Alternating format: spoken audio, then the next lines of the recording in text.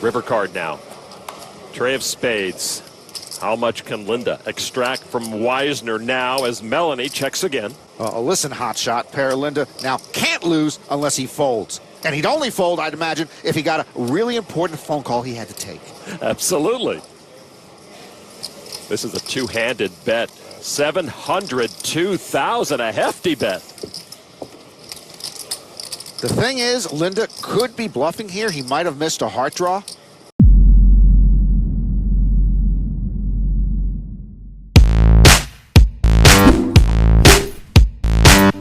Hand of the day. What's up, guys? It's Alec Torelli. Welcome back to the hand of the day. Weisner opened under the gun to 56,000. His name is not Per Linde for no reason, the 27-year-old Swedish pro with pocket eights. He's also currently a student at the University of Stockholm.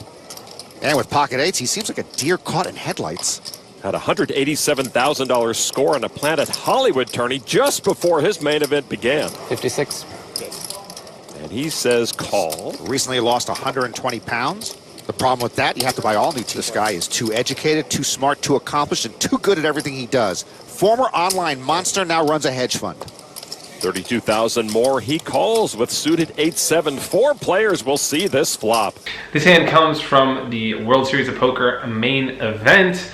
Got 10K, 20K blinds, or maybe they're 12K, 24K. It doesn't really matter too much. Weisner, first hand of day 5, chip leader at the table, makes it 56K. Over to pair Linde with 2 8s, who decides to call.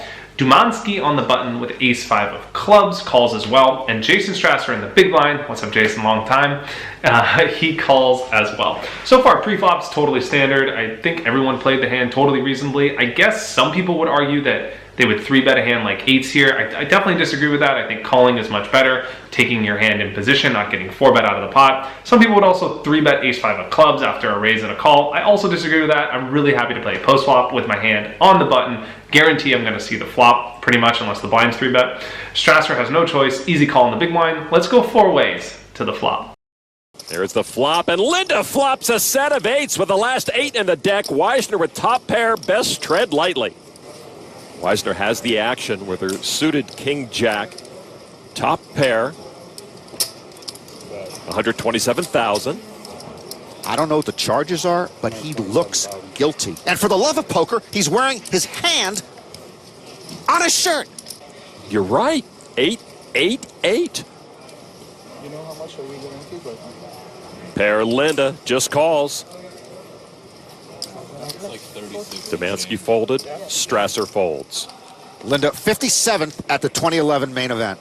The flop comes king 8-6 with 8-6 of hearts. It gets checked over to Weisner, who, as the pre-flop raiser, has a tough decision. You definitely could argue for betting here. She is the pre-flop raiser. She could be c-betting this flop, throw in some bluffs here as well. Maybe c-bet with some backdoor diamonds. Maybe c-bet with some like 9-10 type of hands where she could bluff on some turns.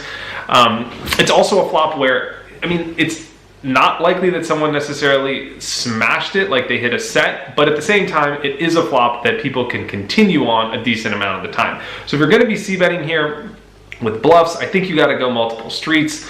But a hand like King Jack, I won't even mind to see mixed into her checking range. She has 2 people behind her. She is c-betting in a 4-way pot, which means it's a little bit less likely she's bluffing. And so it's hard that she's going to get a ton of value from a hand like an 8 or a worse king. There's not that many worse kings that players have. They're probably going to have something like maybe King 10 suited, King 8 suited, King 6. Those hands are 2 pair if someone's playing those from the blinds or on the button. And her hand kind of sucks if someone raises. She's going to sort of be in a tough spot where she almost has to fold, but it really sucks to fold. I wouldn't mind seeing this hand go into her check calling range against either Linde or the button and making her hand be a little bit more deceptive. Also, because if she is bluffing in this spot, she's probably just going to check and give up. So it gives a little bit of the other players more room to go ahead and bluff or bet worse hands for value. So I would probably check this hand if I'm her. I'm okay with betting. She decides to bet a little bit like half pot, 127,000. I guess that's fine too. Linde has now a tough choice. He could opt to raise here with his set or just call. Could make a case for both. When he does raise this flop, he's basically going to be raising with maybe 8-6 suited if he called to that pre-flop, which I doubt he's going to call. So he's basically saying I have a set like 8s and 6s, or I have a draw. So the case for raising with a set here is that there's so few combos of value hands that you're actually going to be raising with, and it looks like your opponent who led out into 4 people has a really strong hand, so you get some value right away, and it's going to be really tough for her to fold a king. So I'm okay with raising, I'm okay with calling. He decides to call. Dumansky is an easy fold, ace-5. Strasser gets out of the way, trivial fold as well. Let's go heads up to the turn. Turn card, another king. Melanie thinks yay, but we all know it's oomph. It's oomph and ouch. 8's full now for Linde as Weisner checks. Pair Linde. Clear eyes, full house, can't lose. He can lose. I said he can't. Okay. Linde now putting chips together. This could get expensive for Melanie Weisner. $285,000. Melanie Weisner, part of my redhead brigade here at the main event. Melanie, John Turner, Jennifer Shahade, and Adam Friedman, all still in the hunt for the $8 million top prize. But in the first hand of day 5, Melanie, who is this table's top stack, in a rough spot. Yeah, rivulets of doubt perhaps creeping into her thought process. Still reaching for chips. Hard to get away from her hand. She does make the call. The turn comes an offsuit king, and now Weisner improves to trips, but Linde has a full house. Weisner's in terrible shape. This is probably the worst card in the deck that could come, maybe aside from an offsuit jack. Terrible card for her. She decides to check in this spot, which I really like. If you think about how she's going to be playing her range here, and not just this particular hand, almost all of her range is going to want to check this turn. She's not really going to be double barreling here as a bluff, just because Linde called a raise pre-flop and called a bet with 2 people behind him. There's simply not that many hands that he's going to be folding this turn here with. All of his kings are going to call again, which is a very likely hand that he can have in his calling range. His sets are going to call again as well, of course, obviously. And so there's simply not that many hands he's going to be folding. It's really unlikely Weisner's going to be bluffing if she bets again. She's almost over-repping her hand with a bet. If you also think how she's going to play the rest of her range, like even aces or queens, those hands are really strong, but they're just not strong enough to bet this turn given the situation. So to protect her range, I really like checking here. She should be checking here with all of her hands, which she does do with King Jack. So I really like that she understands deeply about the game and the nuances of Hold'em. I think people, or amateur players, initially get carried away with, oh, this is my hand, this is what I want to do, I want to bet here to get value, without thinking about how they play all of their hands or their entire range in that situation, and that makes them very vulnerable to be exploited because they have a lot of imbalances in their game. So I really like this check by Weisner. Over to Linde here, who has a clear bet. She's given him the rope. He's going to be betting on this turn with all of his kings, all of his boats, but he's also going to be betting with all the hands that he floated the flop with. If he has something like 9-10 of diamonds or any heart draw, he's going to be betting this turn as well with bluffs, so he's got to bet this turn with a boat. He has actually one of the best hands in the world here, because if she does have a king, he doesn't block any of those hands, so he's got her totally hung. I love a bet here from him on the turn. He chooses 285,000 into 525, which is totally fine. Now I think over to Weisner, she has a very clear call. Again, if you think about how she's going to play her hands here, she's going to be check calling this turn with maybe some draws like ace high hearts maybe, as well as aces or bluff catchers. And so she also wants to call with strong hands like King Jack to make her range look weaker than it actually is, and to play pot control. So I love a call here from them. I love how both players played this turn. Let's go to the river. How much can Linde extract from Weisner now as Melanie checks again? Listen, hotshot, pair Linde now can't lose unless he folds. And he'd only fold, I'd imagine, if he got a really important phone call he had to take. Absolutely. This is a two-handed bet. 702,000, a hefty bet. The thing is, Linde could be bluffing here. He might have missed a heart draw. I've got to believe Melanie's got a call. There it is. And her dread is confirmed. And with that, a shifting of power as pair Linde is top dog now at this featured table. The river comes at offsuit 3, and Weisner has a very clear check, which she does, over to Linde, who has an obvious bet. The only question is how much.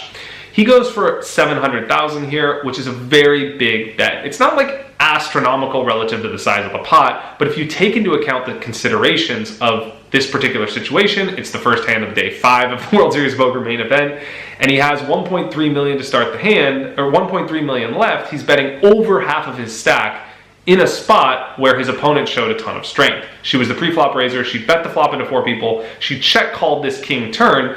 So she showed a lot of strength in this situation as well. She could definitely have, if she's balanced, hands like ace king, king queen, king jack, king 10, and those hands are going to always call the river. So when he bets 700,000 here, I think it's showing a pretty damn good amount of strength. On one hand, he's repping a very narrow range here. He can't really have ace king that often because he didn't 3-bet pre-flop. He could have king queen.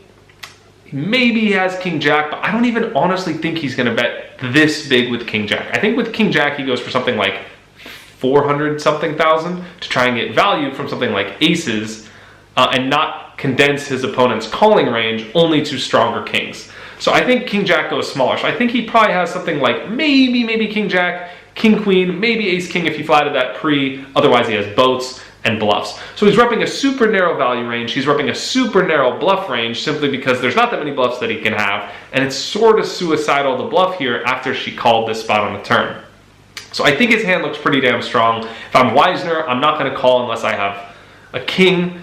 I'm probably going to fold 2 queens. I'm probably going to fold 2 aces here, even though I sort of hate it. I just think that Linde shows up with a strong hand too often.